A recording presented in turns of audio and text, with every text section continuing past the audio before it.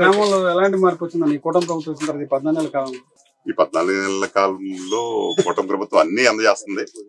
పెన్షన్లు కావచ్చు, రోడ్లు కావచ్చు, డ్రైనేజ్ మొత్తం అన్ని కూడా పర్ఫెక్ట్ గా చేస్తుంది. లోకల్ నాయకులు కూడా బాగా సపోర్ట్ చేస్తున్నారు. అన్ని రకాలుగా మాకు చేస్తున్నారు. అన్ని రకంగా టయానికి పెన్షన్లు అందుతున్నాయి, టయానికి అన్ని అందుతున్నాయి చెప్పాలంటే. అంటే గతానికి ఇప్పుడు ఏమైనా మార్పులు వచ్చినాయి మీ గ్రామంలో ఏమన్నా? మార్పులు అంటే చాలా చాలా మార్పులు వచ్చినాయి. మాకు డ్రైనేజ్ సిస్టమ్ కావచ్చు, సిసి రోడ్లు కావచ్చు. మేము ఎప్పుడో గత 34 సంవత్సరాలు సిసి రోడ్డు పడాలనుకున్నాం. ఈ సంవత్సరం సిసి రోడ్డు మొత్తం వేయించారు. మా గవర్నమెంట్ వచ్చిన మొత్తం వేయించడం జరిగింది. దానికి మేము అందరూ సంతోషిస్తున్నాం. మీ ఎమ్మెల్యే గారు పనితీరు ఎలా ఉంది? బాలరాజు బాగుంది, అన్ని రకాలుగా మాకు కోఆపరేట్ చేస్తున్నారు. అందుబాటులో ఉంటారా? వస్తాం. మాకు ఏదైనా ఏ విషయమైనా సంప్రదిస్తే అన్ని రెస్పాండ్ అవుతున్నారు. బాగుంది.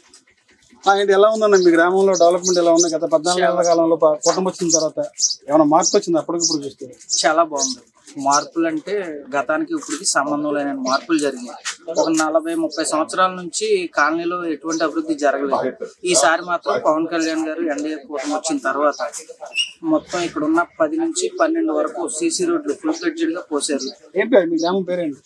గ్రామం పేరు బుట్టాయిగూడెం, కేఆర్ఎం కాలనీ. సీసీ రోడ్లు మొత్తం పోసారు. ఒక 8 సంవత్సరాల నుంచి డ్రైనేజీ ప్రాబ్లం ఉంది.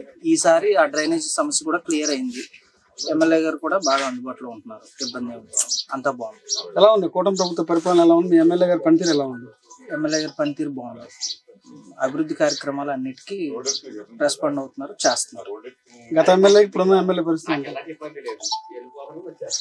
గత ఎమ్మెల్యే గారు అంటే గత ఎమ్మెల్యే గారు కూడా బాగాలేదు అని చెప్పడానికి ఏం లేదు. అభివృద్ధి లేదు. అది ఎమ్మెల్యే గారు తప్పిదం అయ్యి ఉండకపోవచ్చు, గవర్నమెంట్ తప్పిదం అయ్యి ఉండొచ్చు మా వరకు, నా ఆలోచన. ఇప్పుడు బాలరాజు పరిస్థితి ఏంటి?